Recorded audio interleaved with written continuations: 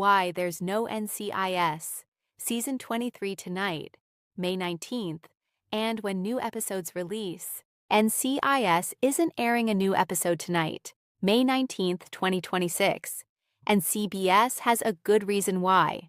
The 2025 to 2026 TV cycle felt like the end of a long tunnel for the iconic procedural, as it finally started to find its footing again following a difficult rebranding.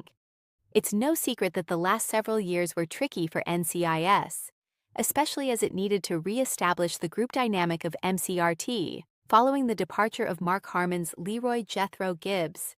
Impressively, the series has been able to continue, despite no longer having any of its original cast members in its active roster.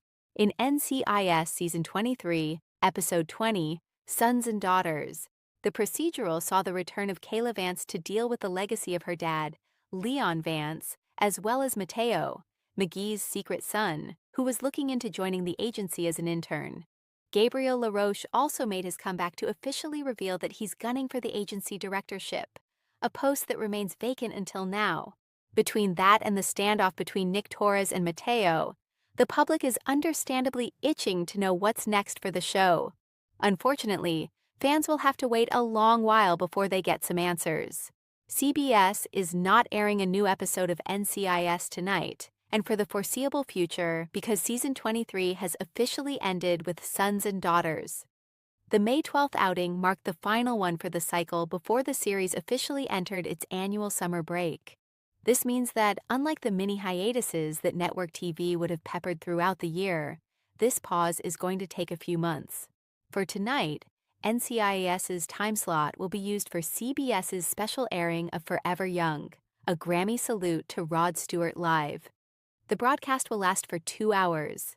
However, the network is re-airing NCIS Season 23, Episode 3, The Sound and the Fury at 10 p.m. Eastern Time.